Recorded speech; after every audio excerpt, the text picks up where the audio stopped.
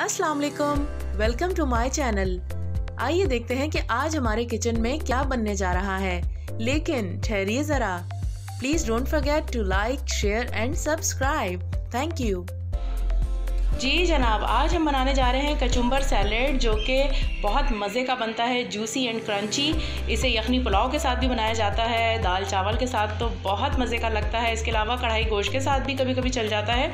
और कुछ नहीं तो आप गर्मियों की दोपहरों में इसे बनाएं और मज़े से खाएं। तो आइए आपको बता दें इसके लिए हमें किन किन चीज़ों की ज़रूरत होगी। एक दरमियाने साइज़ का गाजर ले लिया था, स्लाइस कर लिया है। 2 खीरे ले लिए हैं, चॉप कर लिए हैं। अच्छा, टमाटर आपको बहुत थोड़े से नज़र आ रहे होंगे कि भाई महंगे बहुत चल रहे हैं, इसलिए बस गुजारे लायक 1 टमाटर काटा है। 2 अदद नींबू ले लिए हैं, एक बड़े साइज़ का था, एक छोटे साइज़ का। छोटा वाला हम सजा लेंगे और बड़ा वाला इस्तेमाल कर लेंगे।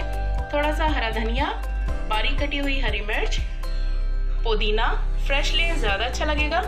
सलाद पत्ते नहीं है तो कोई बात नहीं, स्किप कर दीजिए। अच्छा, मेरा दिल चाह रहा था कि चुकंदर भी इसमें ऐड करूं, मगर मसला ये है कि चुकंदर का जो रेड कलर होता है ना, वो सारे सैलेड को अपने रंग में रंग लेता है और फिर बाकी चीज़ें इतनी प्रोमिनेंट होती नहीं है। तो आप अलग से रख लीजिए, इसमें मिक्स ना कीजिए।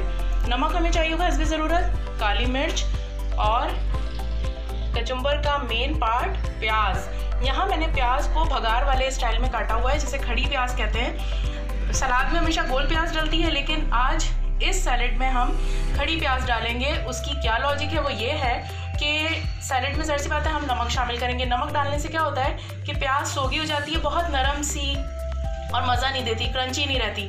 तो इस वजह से हम इस सैलेड के अंदर ये वाली प्याज इस्तेमाल कर रहे हैं। इसको हमने काट के अच्छी तरीके से वॉश किया ताकि इसकी स्मेल निकल जाए। और दूसरा ये कि यहाँ पर जो हमने सलाद पत्ता इस्तेमाल किया है, इसको भी काटने से पहले ठंडे पानी में डाल दिया था ताकि ये क्रंची रहे।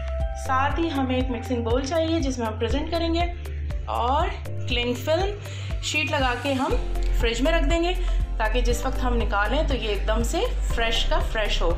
आइए इसे बनाते हैं।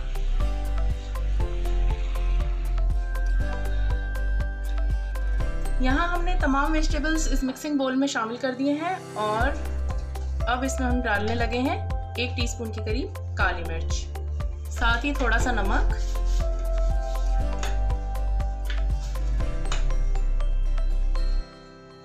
और लास्ट में लेमन डाल लेते हैं। इसके बीज निकाल लेंगे।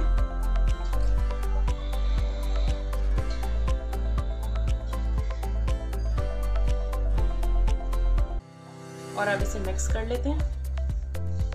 ये लीजिए जनाब, हमारा मज़ेदार सा खूबसूरत कचुम्बर सैलेड तैयार है। अब इस पर क्लिंग शीट लगा लेते हैं।